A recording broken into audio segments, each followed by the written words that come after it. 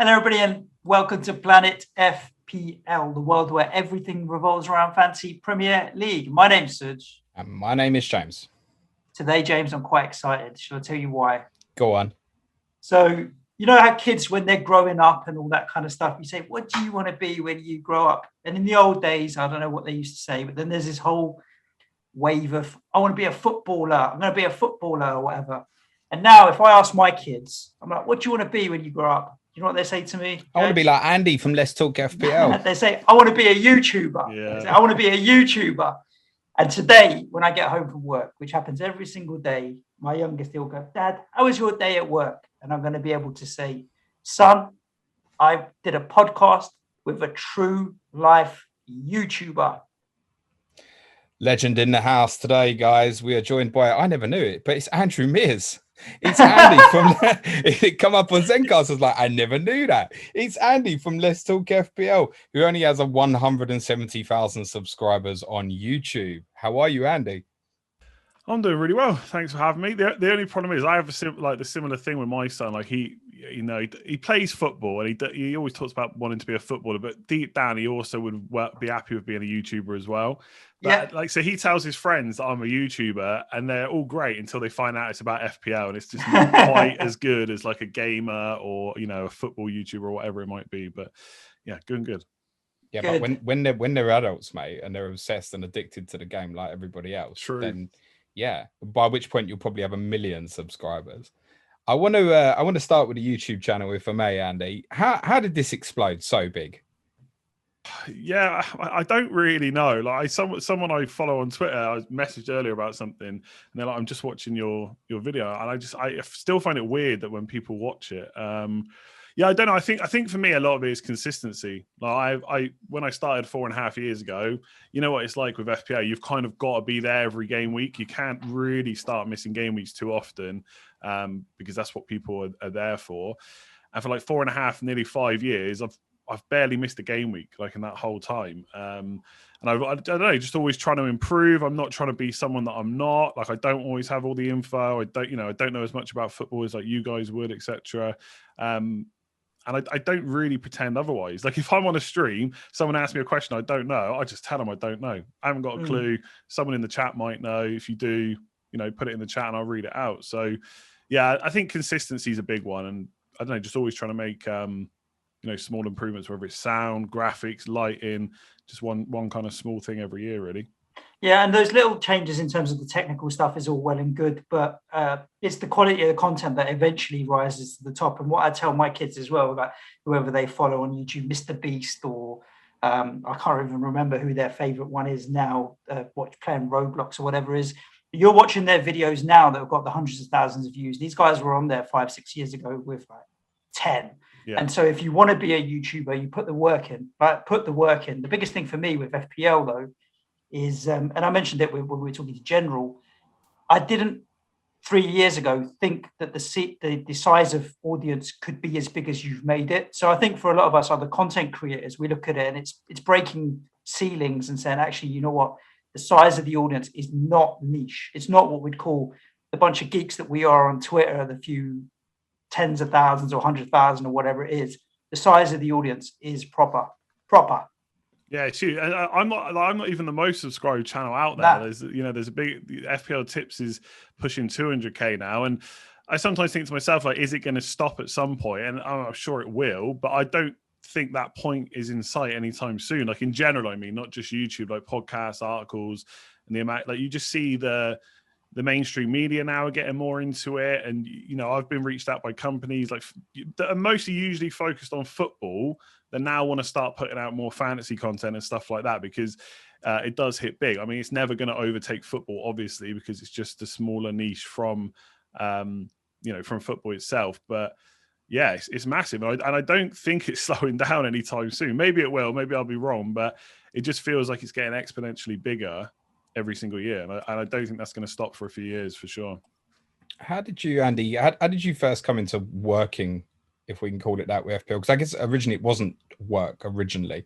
It must have been collabing with people. How did that all start out for you?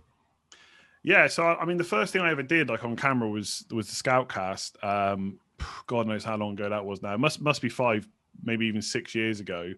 And I just kind of built it up from there. And I mean, I took it slowly when I started. It was just 1 stream a week. Then it was 2 streams a week. Then I added in a video. And I just got to the point where I kind of could do things a bit quicker, I suppose.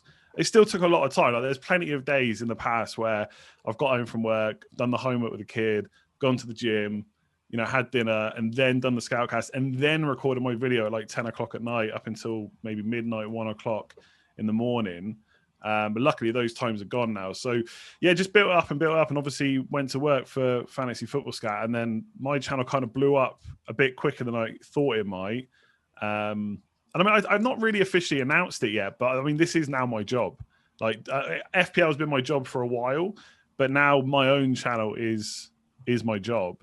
And fingers crossed, we'll find out at the end of this season whether it's worked or not. But I'm hopeful that, you know, can get by, and it's great, to be honest. It's a privilege to be able to kind of do this every single day.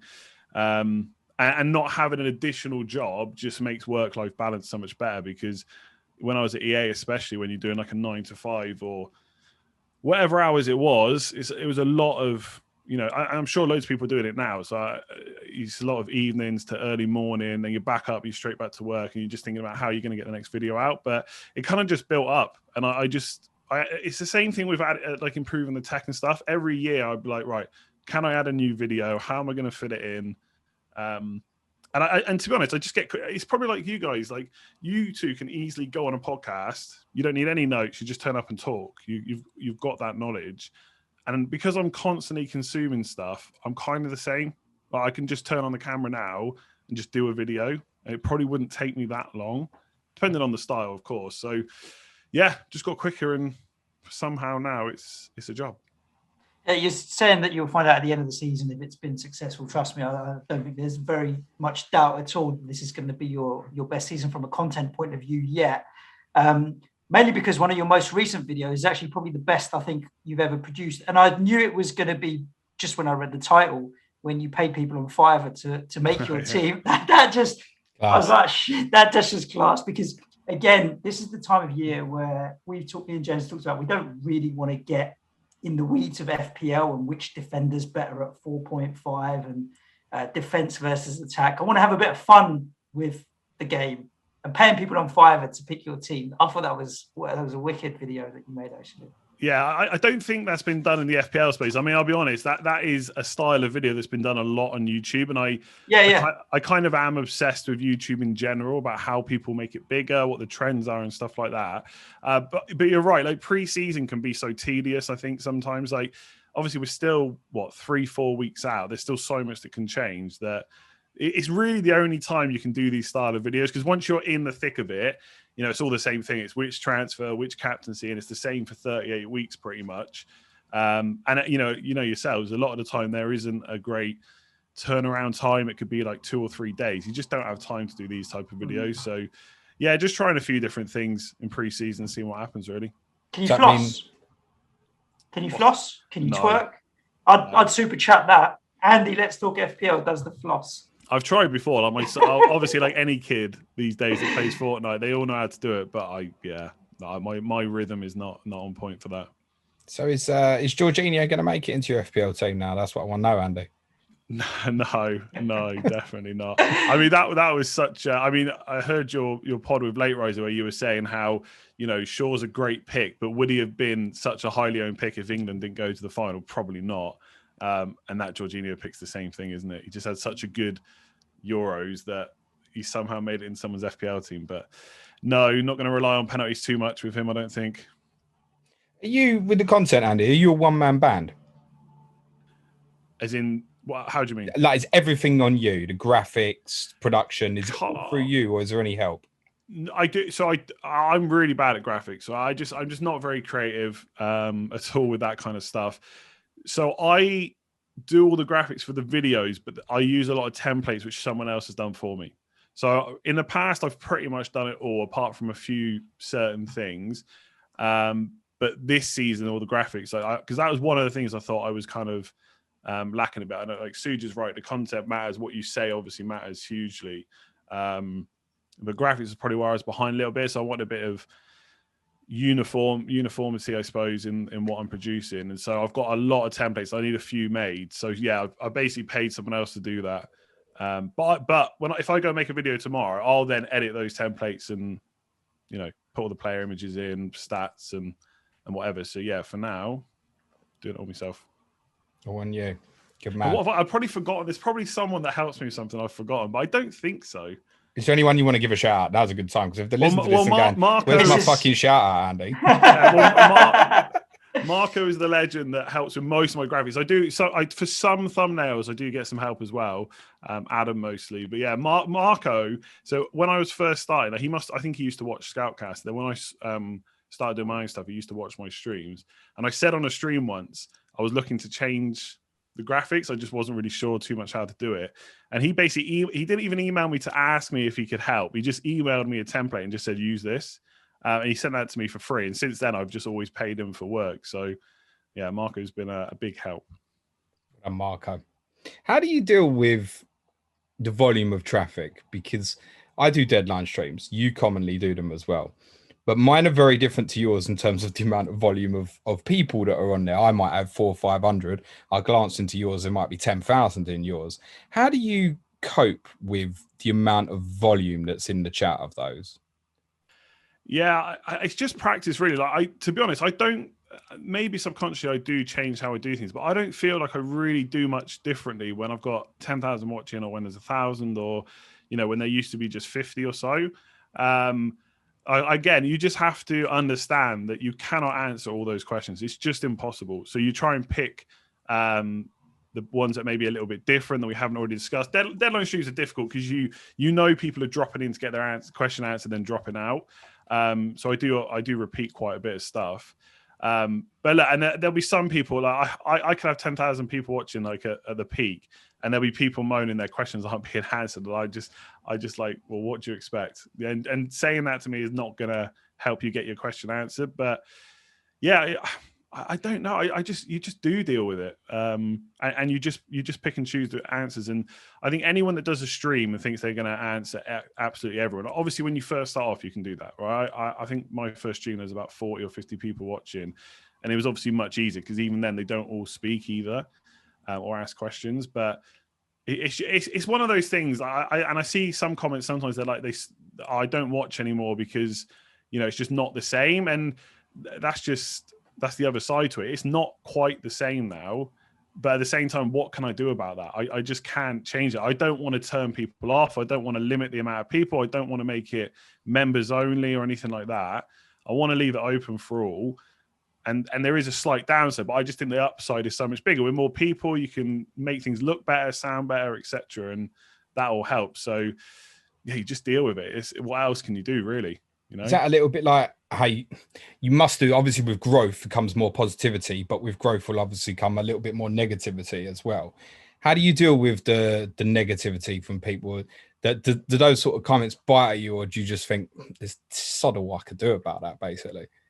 Yeah, I mean, if someone moaning their questions aren't getting answered, I just laugh off, to be honest. And if they keep it up, I just block them. I think these days, just piss off, get out. Yeah, I will say the FPL community in general, obviously you're always going to get idiots, right? There's always going to be people that start going at each other on Twitter. But in general, the FPL community is full of teddy bears, right? Yeah. I've worked on the FIFA forums. So you can imagine what kind of stuff you get. Not even just FIFA, right? Gamers in general are just totally different. So this feels quite easy. But I am a big user of the mute and block button because I just don't need that all the time. Like if you're going to tweet me, if you tweet me and say you're wrong because of this, and this, I'll be like, fair enough, yeah, maybe. And if I don't think I'm right, I'll argue my point. But if you've made a conscious effort to, I don't know, give me constructive feedback, that's different. If you just say this thing's rubbish, and every time I tweet you're saying something like, I'll just mute you. Like, I just don't care. It might be rubbish, but at least give me a reason why, So yeah, I block and mute all the time. Sometimes maybe I do it too quickly, but if I mute someone and then later on I see someone quotes their tweet or replies to it, and so I've seen it again, then I'll probably just upgrade them to a block. And Just Upgrade them to a block. I love do it. you know where that conversation started was that I'll mute them, and if I think about it for a couple of days, I might unmute them. That we're going the other way. Straight block. Yeah, very rarely. And like it's funny sometimes because I see like people getting into arguments on Twitter, and obviously you don't see much of it because most of them are muted. But every now and again, someone will quote the conversation. I'll click into it and I'll just see this is an account you muted, this is an account you blocked, and so they're arguing with all these people I don't even see. So yeah, I will say that the amount of hate is low.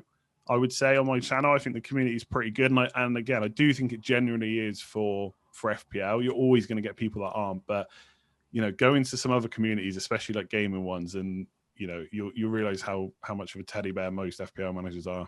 What is it in gaming? Because I'm not really part of that community. I've never really played FIFA and what have you. Like aggressive, abusive stuff. Is it border on? I mean, we've seen a lot of the hate on social media for racism and all that kind of stuff. Is it that kind of level of vitriol then? Maybe not racism as much, although I'm not saying that doesn't exist because obviously it does in society in general. But yeah, of course. Do you know what I mean? I've been told, I hope you die, or I hope your family dies, or stuff like that. And you'll see content creators in other spaces get that stuff. I haven't had that on FPL. I'm not saying it doesn't happen, but you just doesn't get to that level. Do you know what I mean? There's people that don't. I've never had anything like that. Yeah, there's people that don't like me, or they think I'm talking rubbish, that I shouldn't have as many subscribers. But I mean, whatever. Like, you're always going to get people like that. I just kind of brush it off. But there will be sometimes that I've had a bad day. And the problem when you're doing videos or when you're doing podcasts, it's very difficult to come on and do it half-hearted. Do you know what I mean? It's almost like you're putting on a show. Like, people are there. They don't want you to be like, oh yeah, it was, it wasn't a great day. And that's not how they want you to be. And then I'll probably get a little bit annoyed with those comments. But I think if anyone watches me a lot, they would say it doesn't happen that often, really. Just brush it to one side. Yeah, that mute button is magic. It's my favorite rather than the block. Yeah, the block kind of gives them a sense of victory. So I usually mute. The mute button, and especially when they don't know they're muted, and just constantly replying to you. And I don't know because I ain't seeing the shit. I don't see the negativity. I just have zero tolerance on it now. With the negativity, you just you're muted. Done. Get on with it. Or like you said on YouTube, I go a bit more aggressive and just say get off the channel. I mean, just imagine for it. Like, obviously, I know people probably don't like it. Just imagine if you went I used to have an office job. If I went into that office job and every half an hour I got up and someone just said something negative to me, it just wouldn't happen. So this is my job now, and I'm on Twitter a lot, probably more than I should be, and tweeting way too much. But I just don't want to see it. I'm older now as well. I just whatever keep talking to the abyss essentially. You do love a tweet, mate, don't you? I know. I know. I try and not tweet too much. It just doesn't happen. I just get a bit trigger happy with the button. I just logged into Twitter. I mean, I've muted in my life 2 people, which goes to show how little I do tweet. It's the absolute opposite. I'm probably one of them. I've probably done 2 people today, I would say. I do at least 2 every day. I just see people, like you get the FT shit, football Twitter and all that. As soon as I see something like that retweet, I just think I'm going to mute you now for future reference because I just don't want that shit on my timeline in the future. I mean, football Twitter is a great example of how the FPL community just isn't that bad. Like, I know, people get fed up with the threads and stuff. But I mean, it's all intended in good nature. Like, football Twitter is just saying something for likes and, just dissing another club just to get likes, and then it just rinse and repeat, isn't it? Like, this player was the greatest, and everyone knows they weren't the greatest. It's the easy way to get likes. So what was that stat that went round? I saw the other week. Someone tweeted that Jadon Sancho the most penalties. You saw this as well, yeah, Andy? Yeah. Someone had tweeted that Jadon Sancho won the most penalties in the Bundesliga, and it kind of went round like wildfire. And Bruno's going to get more penalties next year. You know how many penalties Jadon Sancho won in the Bundesliga last year, Serge? 2. None. You can just make up shit on the fly to get that gets a bit of attention, and people believe a lot of the stuff they see, unfortunately. What do you make of him? It's obviously your club, Andy. What do you make of Sancho fitting in there? Yeah, I'm pretty excited, to be honest. I know obviously from an FPL point of view, it's like, well, new player to the league, but I just think he's English. I don't think it's going to take him that much to reintegrate essentially from a different country back to England. And obviously he's been with all the England boys in the squad as well. I think as young talents go, he's got to be right up there at the moment. Obviously you got Haaland and Mbappe, a bit ahead, but I think he could be special. And I think I mean, bringing it back to FPL really quickly, I'm definitely considering going with him depending on price, which we may find out before August. But yeah, I think he's exactly what Man United have needed for a while. Do you know what I mean? How many times have we talked about that right side, which is probably where he's mostly going to play? No Greenwood there anymore, and we just haven't had someone there for a while. And it's, talk of all these other signings as well, like Varane. It's it could be an exciting season. I mean, I wouldn't necessarily go as far as winning the league, which I've seen shouted quite a bit, because I just think you look at Chelsea and Man City's squad depth, it's just insane. But yeah, Sancho, I think he's so young and he's done so much already. And look, I know there's all the talk of the Bundesliga tax and stuff, but even if he drops down a little, he'll still be, right up there come the end of the season, I think. Yeah. I don't think people are ready for how good he is. No, I think a majority of fans in England, myself included, haven't seen enough of him. And we didn't get to see a lot of him in the Euros. But what I liked is the direct running. I think when players come to the Premier League and they take a bit of time to adapt, if they've come from a slower pace of football, they're not used to the speed of the Premier League. Sancho's not lacking in pace. And if he's so direct, the first instinct is, let me run at them with the ball. He's going to have no problems adapting to the Premier League. He's going to cause a lot of defences, a lot of problems. Yeah, I don't think it does get you to title contenders yet, but teams that are consistent win titles.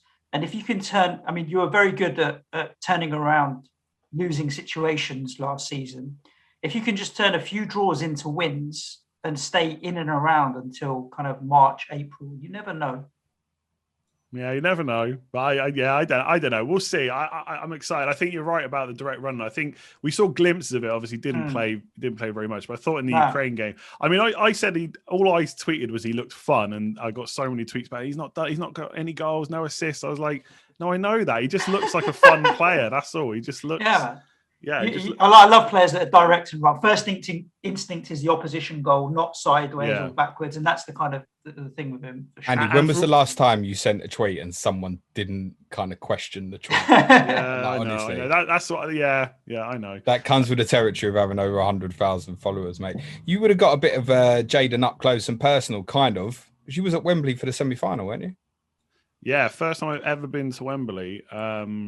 Semi-final against Denmark. It was so good. Yeah, and obviously it was made better by the fact that we won. Did Sancho come on? He did come on, didn't he, for extra time? I think. No, did he? No, he didn't come on against Denmark. No, it was Foden that came on, I think, for that match. Wasn't it? I'd forgotten about it already. The Euros. But yeah, it was a really good experience. The crowd was obviously right up for it. We were singing "Sweet." I still don't know where "Sweet Caroline" came from, by the way. I don't know how that started. We think it's come from boxing.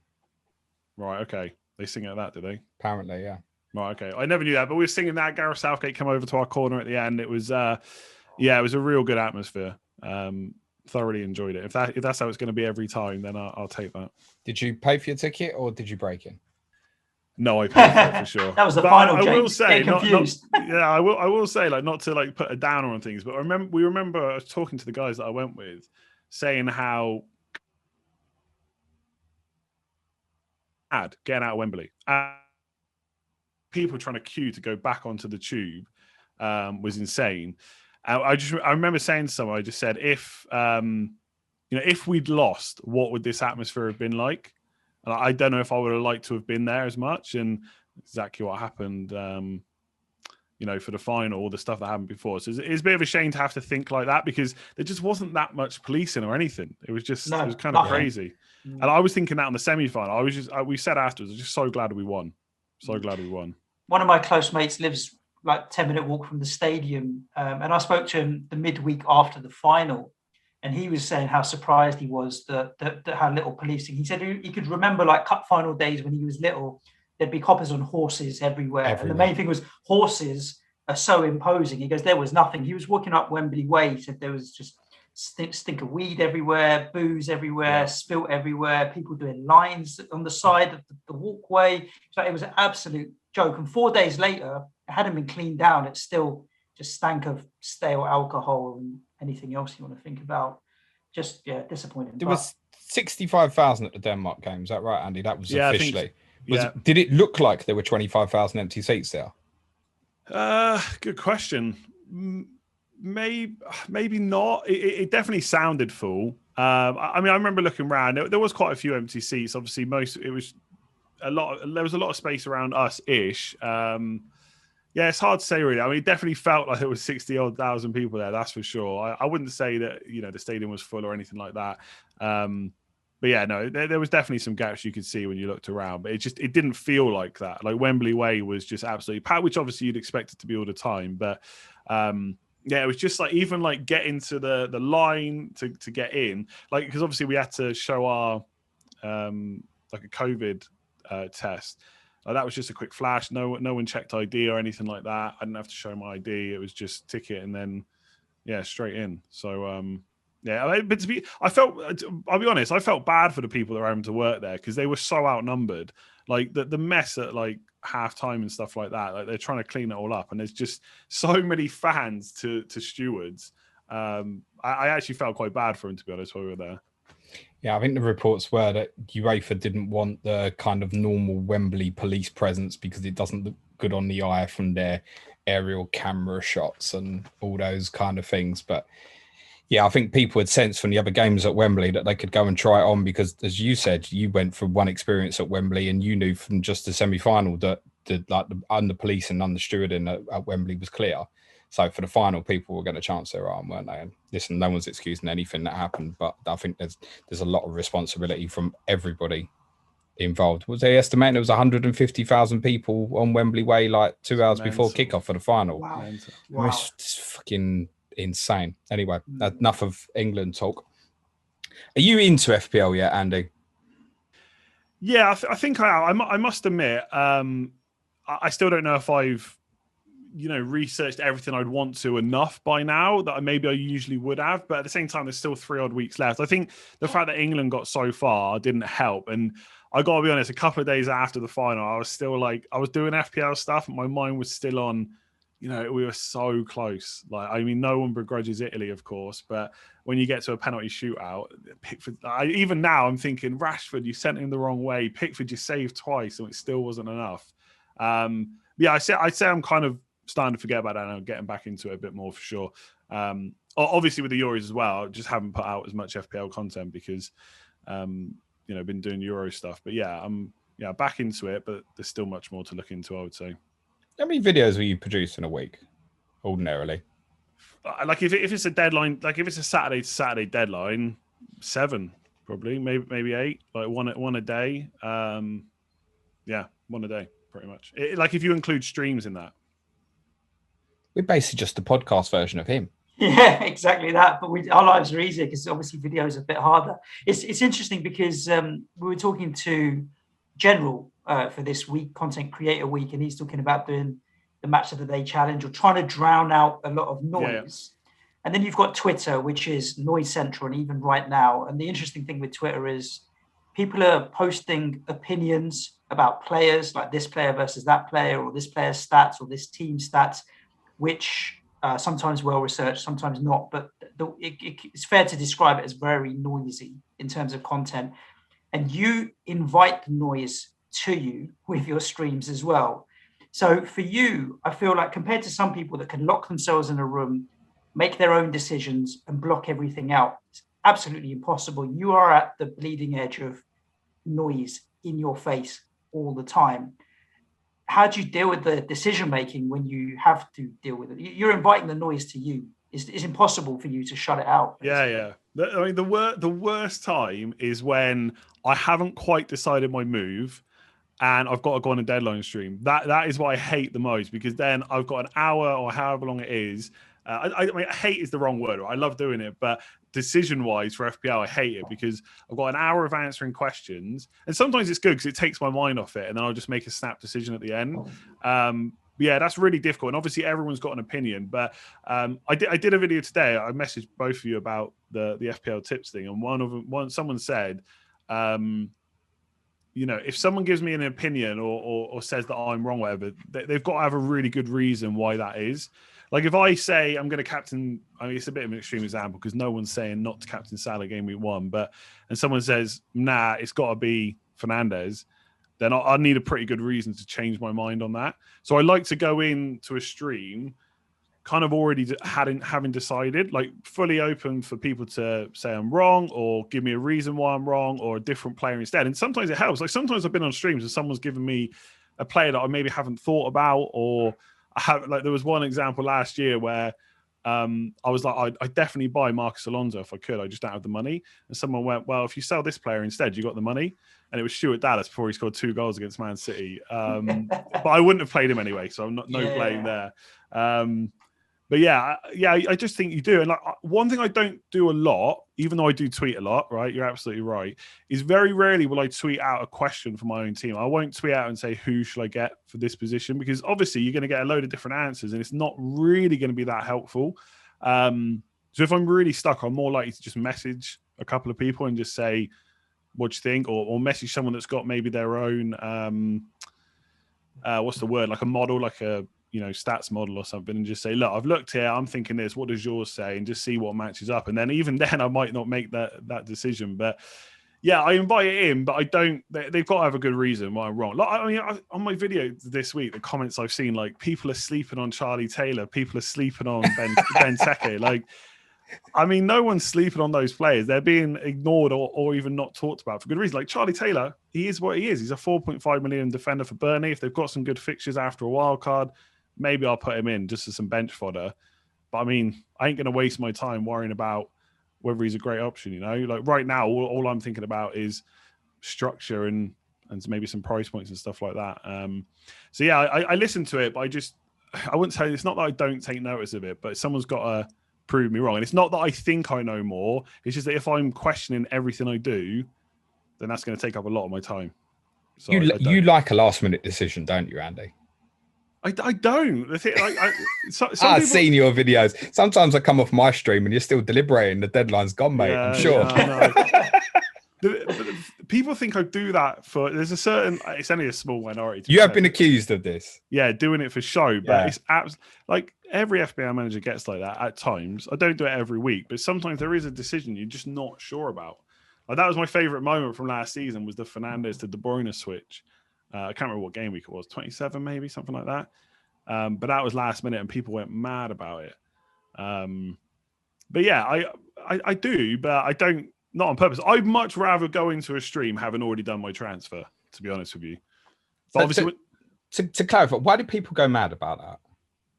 Because I did it so close to the deadline, they didn't have a chance to react. So they didn't have time to copy your team. Yeah, basically. And the thing is, again, it was just a minority. All I've done all week, on I do like 7 videos or whatever. On every video, I've discussed that move. Do I do Fernandes to De Bruyne? Because I wanted to captain. It was when Man United were playing Man City, but Man City also had the Southampton fixture, I think it was. Oh yeah, 27. It was brilliant. I want to say, yeah, it was brilliant because I did it last minute. I didn't do that on purpose. I really wasn't sure about the move, and then people went mad at me. And then Fernandes scored in the Man City game. Yeah, he got that penalty early on that Jesus fouled in the 4th minute, or maybe even the 1st minute. And so then I got a load of stick. You tried to fool us, and Fernandes has scored. And then De Bruyne went and scored twice against Southampton. So that was a good moment. Yeah, did you find that people were generally copying you? Because where did you finish last year? Top 1K? No, just outside, unfortunately. 1294. But I feel like at one stage you were about 200 or something. Yeah, I think 300 or 400 was the highest. Yeah, absolutely killing it. Is that your best season as well? Yeah. So was you aware of that people were genuinely, because obviously the YouTube channel's exploded, your FPL team's doing great as well. Were you consciously aware that people would genuinely, man for man, trying to copy your team? Yeah, I just think some of the comments made it quite obvious. Like, can you just get your move done? For example, like we could be half an hour to go for the deadline. Like, can you just lock in? I'm like, I'll lock in when I'm ready to lock in. Like, I'm not delaying this for any reason other than, I'm answering loads of questions. I'm not quite sure yet. I'm happy to make a decision 5 minutes before. And I got a few people messaging me saying, I've got someone in my mini league and every move they're doing recently is exactly the same as yours. And, there's going to be like a template at times where people all have similar players. But for someone to make exactly the same moves every single week, that is obviously suspicious.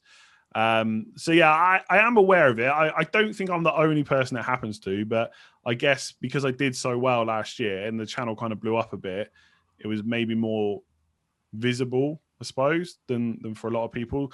And I keep thinking about how I can combat it, but I don't know if there's an easy way for me to do it, because I would have to change up my content, like deadline streams without showing my team or my moves. It's just not quite the same. Part of me just hopes I have a really awful season next year. I was going to say that's the solution, because no one copies what me and Sidge fucking do, mate. Well, I mean, the funny thing is, I finished 166k or whatever the season before, so that's a big drop from 1k. It just so happens that I had the channel kind of blew up, and I also had a really good season. Yeah, it's frustrating. I mean, I always say to people who mess me about it, mainly, I say, well, I've got to change my whole content strategy for this one guy in your league, or you can just kick him out. Like, if you know that someone's copying, like for me, that's grounds to boot them. I wouldn't want someone in. Or are you in a position where, because of the volume of the channel, etc., that it's natural that people are just going to copy a very good FPL manager? It's not physically cheating, is it? I think if they're literally copying move for move, like I got to the point where I wildcard in Game Week 18, people had exactly the same Game Week 18 team, then the same 19 transfer, the same. Like, obviously, if I fancy a certain player in Game Week 20 and I bring him in, obviously I'm going to talk about him a lot, and I'm trying to encourage people, I guess, to do the same thing. Essentially, that's what most FPL content creators are doing. But when it's exactly the same wildcard in exactly the same week with exactly the same team, and then from game week 19 to 25, it's the same move. I know, I feel like that's a bit. It's very unlikely for that to happen, you know. But yeah, maybe you're right. I just either they kick them out or they deal with it, or I change my whole content. And I can tell you now what's not going to happen out of those two. I suppose to truly copy you for the entire season, they need to start early enough to catch the same price rises and price drops and so on. So that's one thing that's maybe there to kind of help combat that a little bit. But as the channel grows, people are going to do it. I know.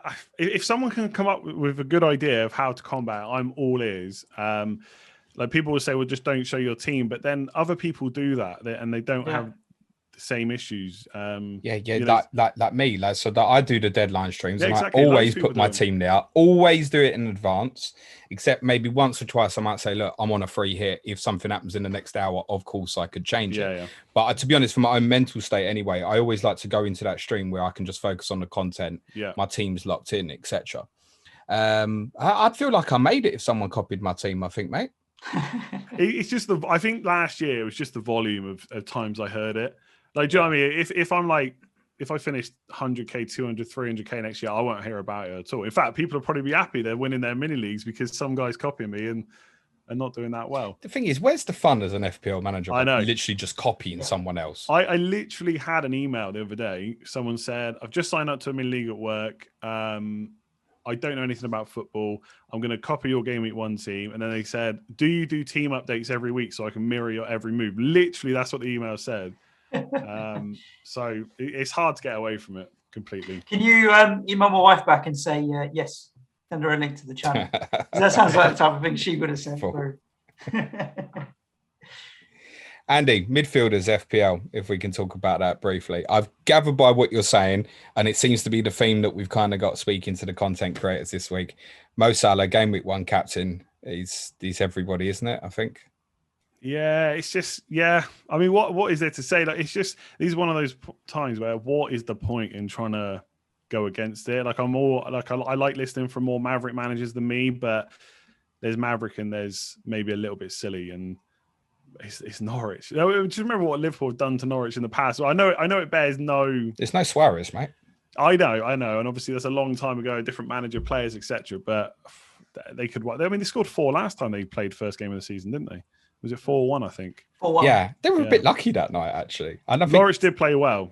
Salah scored 1, if I remember correctly, but it was the same thing. He was all captain. I don't feel like Game Week 1 is the week to try and be Maverick and go against. Like, if it works for you and you're a hero, congratulations. But I think me and Suj are the kind of the dummies of this week's worth of content, and I think we're gonna captain Salah, and we Suj. 100%. I'm on it with. If the ownership stays where it is, and other than him getting injured, it's not the week to go Maverick. I think this is probably one of the biggest takeaways of this week's worth of content is that the first sort of 15 or so game weeks, don't try and be too clever. Pranil, when he came on, was saying that 90% of his Maverick picks that did well were in the second half of the season, where he went against the grain and captained a left field pick.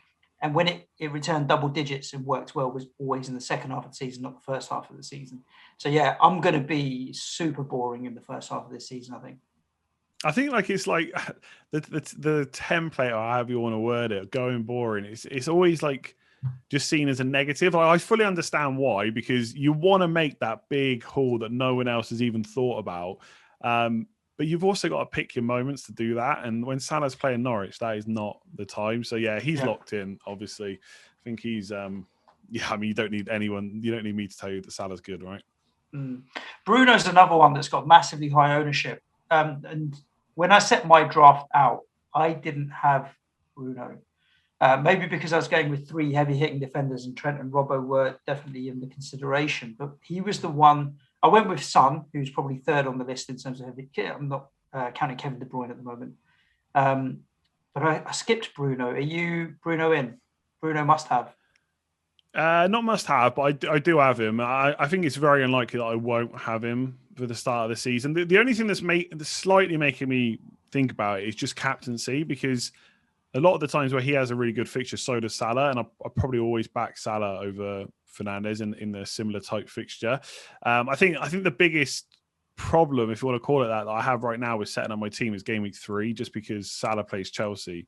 So captaincy is, preferably it would be Kane at Spurs against Watford, but obviously it's very difficult to have all 3 of them, Salah, Fernandes and Kane. It's possible, but I just don't know if I want to do it. So my only thinking is Bruno's got Wolves, and will they be as defensively solid as they maybe have been in the past? Maybe it's just an okay time to captain him. So I think I probably will have Bruno as well. I think Man United's fixtures are quite good start of the season as well. And it's all well and good having lots of value picks, but at some point you've got to spend the money. And I'm not sure there's too much reason to go against Fernandes. But let's wait and see what Sancho's price is first, and then we'll think about that as well. Is it a bit FOMO though, Andy, with Bruno? Because the ownership looks like it's going to be very strong again. Maybe. I just look at the fixtures like Leeds. I know there's lots of talk about how defensively solid they became, but they also conceded a lot of goals in big matches like this. Then it's Southampton, Wolves, Newcastle, and they're just good fixtures. And then maybe move on. Like I said, I did sell Bruno towards the end of last season before a lot of people did. And then I think I sold him like 27, 28. And then apart from the free hit, I'm trying to even remember what happened. The triple game week, of course. That's the only time I got him back. So I'm okay with going against him, but I need a good reason. Kane is the only one that I'm kind of tempted by. I think De Bruyne, I just don't like Man City's fixtures that much, really, as good as they are as a team, obviously. And Mane, maybe it's a little bit, but I just think he was great last year. He's shown no signs of slowing up. He has got penalties. Man United do get a lot, and the fixtures are good. I just try not to overthink it, really. You sound like when you speak about Kane, your decision making there is based on the fact you think he'll be at Tottenham. Well, obviously, I don't know. To be completely honest with you, I'm not really worried about it right now because it's so far out. Obviously, I heard you say that, even if he was at Spurs game week 1, he might not be by game week 2. So that's interesting. I won't, if the decision's not made or it still looks like it could happen, I'll probably just not go with him and then try and figure it out later, maybe even a very early wild card. But yeah, it would be better if he was maybe not better if he was at Spurs, but for game week 3, it would be. That's what you're thinking is because of Watford. But isn't there a great alternative anyway within Tottenham with Sonny? Yeah, possibly. It's just whether or not I can easily fit him in, like him, Fernandes and Salah. It could be Son instead of Fernandes, or maybe a drop down for game week 3. I just think if Kane was there, he'd be the one that I want. Obviously, it's a big if right now. I think there's potentially some other good fixtures. Leicester against Norwich stands out. If Iheanacho is possibly nailed, but again, it's just stuff we don't necessarily know right now. We may not know by game week 1 if Rodgers kind of mixes it up a bit in pre-season. But yeah, game week 3 is causing a few problems in my head right now. What do you think of Sonny's price? I think it's probably been due a price like that. I mean, ever since he came to the league, I remember playing FPL years ago, he was always brilliant anytime he played. But obviously, at first, he was never completely nailed. He never had minutes like week in, week out. So I think it's a fair price. I do. I think it's probably been coming. It took a little while to creep up to that. It's a bit of an awkward price point, I suppose, a little bit, because there's no other players at 10 million. So, you can drop down to a few, I guess. Rashford, Mahrez, Havertz, whoever it might be. I have come up with drafts with him in as well. It's just a lot of what ifs right now. I mean, the other question is, if Kane's not there and Son's the one to go for, has someone come in to replace Kane? Is Son playing through the middle? There's still a lot of things to think about. You're absolutely right. Yeah, so I love Son. I just think Son has definitely justified now being a double figure FPL price. 100%. I think it's cheap. It's 28 attacking returns in a shit team last year. And that's basically his first real season where he's played nearly all the games. If you look at his previous few seasons, mainly because of injury over the last couple of years, like when he broke his arm and stuff, he's been hitting sort of 160, 170 points, but playing 2,000 to 2,500 minutes. Last year, he's passed 3,000 for the first time and got 225 points or something, which suggests if he's going to be, if he's fit, he's going to be a regular starter all the time for Tottenham now, that he's well capable of getting in excess of 200 points. I think for 10 million, it's very reasonable. But again, you're absolutely right, Andy. What is the impact if, say, Kane goes?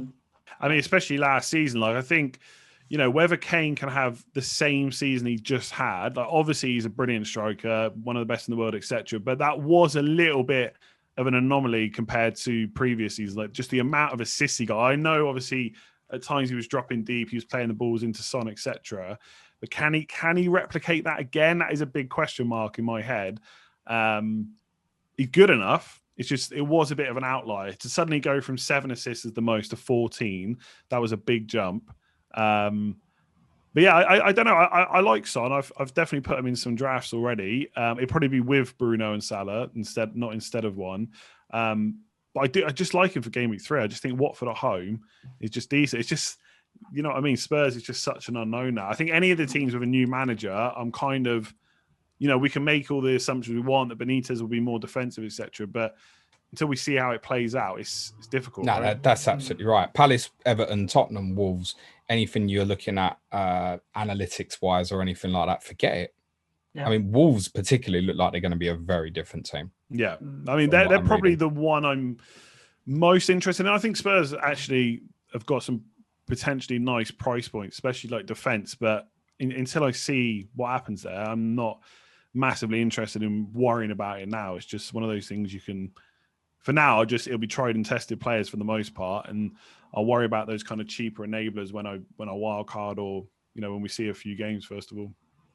What's your thoughts on a player who scored 200 points plus 3 seasons in a row, had a fantastic Euros, and is only 11 million quid in Raheem Sterling? Like, if we went back to Raheem, if you had Raheem Sterling from England in the Euros, 200 points a season for 3 years consecutively for Man City, 11 million is a fair price. You just want to see him come back into the City team from 2 years ago, not last season, really. Yeah, I was so happy that he absolutely smashed it because he got so much hate before the tournament. Like I myself, I probably wouldn't have necessarily picked him if I was happening to choose the first 11 for England, but I wasn't unhappy that he was in the team. Yeah, I actually wanted his price to be a little bit lower this year. You're right. If he goes and gets another 200 plus, it's a fair price. But I just think he's been priced out for the start of the season because at the end of the day, we don't know what Pep's going to do. There's so many players he could play in that left spot. Yes, he could play on the right, but then there's so many players that could play there as well. And I think I don't have the quotes off the top of my head, but I feel like Sterling said a few interesting things about, he basically got questioned about his form, didn't he, at the club? And he said something like, it wasn't not his fault. It was out of his hands or something. I can't remember the exact quote, unfortunately, which is really bad. But yeah, it's just like something's not quite right there. Whether he's had a falling out with Pep, I don't know. But then we've seen in the past, players fall out of favour, and then all of a sudden they're playing 10 games in a row. And you're wondering how you've missed it. So yeah, of course, if he plays week in, week out. But for me, there's just no guarantee of that for any Man City player almost, apart from probably De Bruyne in attack. And the fixtures just aren't that good. And I know it's Man City, but odds are, Spurs, Arsenal, Leicester, Chelsea, Liverpool in the first 7. Even Man City may score only like 1 or 2 instead of 5 and 6 in those games. So not for me, but I love that he had a great Euros. If I said to you, Andy, you were going to start with a City attacking player, we're obviously talking about the midfielders here, unless you want to talk about Gabriel Jesus. If you were definitely going to start with a City attacking player, who do you think would be the most likely for you at the moment? Yeah, I mean, I like the narrative or the thought process behind the fact that Torres could play through the middle. And I think we have seen in the past that Pep takes time to bed players in, where they maybe have a few limited minutes one season and then kind of steps up a little bit the next season. So possibly, and he's only 7 million, so it also feels like the risk is lowered because of that. Mahrez stands out massively at 9 million. Like if he got a run of 10 or so games, like that's just so cheap. De Bruyne is just a bit expensive for someone without penalties as well. Will he be on him, wouldn't he? Do you not think? Maybe he will. Yeah, but I think Mahrez took the last one, didn't he? He scored. But then is Mahrez going to be on the pitch? And this is like the whole problem, right? Like, I don't know. Someone. Do you know what? If we had a producer or something, Serge, someone would be in my ear going, "You do know Harry Kane will be on them penalties, don't you?" Yeah. I mean, game week 2, James. From game week 2, yeah, correct. I'll say Mahrez, but to be honest, I'm not someone that likes to go in on Man City too much unless the situation is right. Like I think there was a time last year where De Bruyne got injured and suddenly Gundogan was playing a bit more advanced. He was also playing really well. He was never going to be rested. There was a time when Laporte was out and you knew John Stones was going to be playing every game. That's a bit different. But like right now for game week 1, I mean, probably Mahrez, but realistically, I ain't going for any of them, I don't think. Serge? Head says Torres, mainly because should he get dropped, I'm only letting 7 million drop to the bench, not 9 million or 10 million or 11. Hart says Raheem Sterling. I'd love to pick up Raheem Sterling at 11 million. Right, game week Torres, 2, game week 2 at Norwich, and he tears it up and scores a hat-trick. But I have to go with my head this season, not my heart. That game week 2 does look super enticing. I fully understand why people are looking for it. If you get the right one, you could be laughing, but it's just... And I think it's again, it's something you said on the pod of Late Riser. Well, what is pre-season going to tell us that we don't already know? Probably nothing. The Community Shield might help a bit, but when there's no Europe, that was the thing last season. When they were in Europe, it was like this team for the Champions League, this team for the Premier League. You could almost guess it, which is weird for City.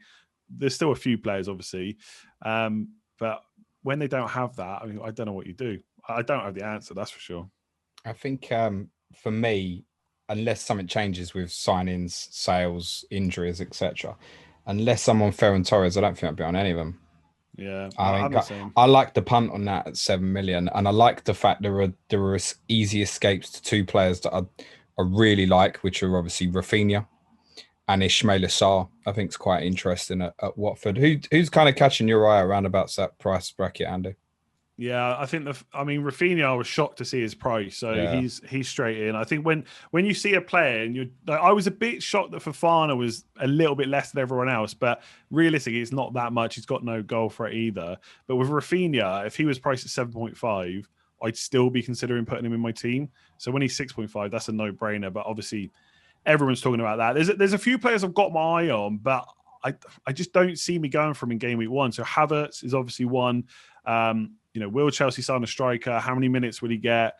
Their fixtures aren't that great, I don't think, personally, to start off with. Arsenal attack really interests me as well, because I think there's some good prices. Like Saka at 6.5 is decent. And obviously, they got Brentford opening day, but then it's Chelsea and Man City. So I feel like I can just avoid them for a little bit. And this is part of the problem with obviously the fixtures. It kind of forces you into certain players. The one player, actually, I'd be interested to get your thoughts on is Jota, because he's only 7.5. It's so cheap if he plays. And obviously, I know he's not guaranteed to play 90 minutes week in, week out. But in my head, I'm just thinking those first 6 fixtures outside of Chelsea are about as perfect as it can get. Like, is he worth the punt?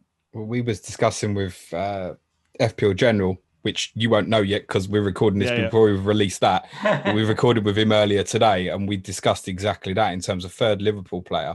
Does it come down to a Jota versus the kind of Rafinha bracket, Ferran Torres bracket, or are you actually saying Jota versus Andy Robertson? Is that actually what the deliberation is? Because you'd like the treble Liverpool player, and actually then is the decision rather than Jota v midfielders? Is it Jota versus Robertson?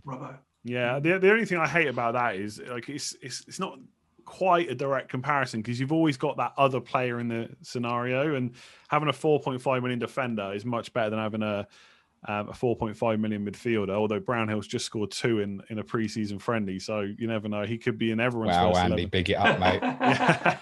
Josh Brownhill. Wait till Billy Gilmore gets that trick of penalties for Norwich in midweek, mate. It'll be straight in. So, yeah, I mean, my head tells me that Robertson's the better pick because, again, we all know he's nailed, etc. Liverpool defence will probably be a bit stronger than it was last year, although it was still pretty strong last year at times.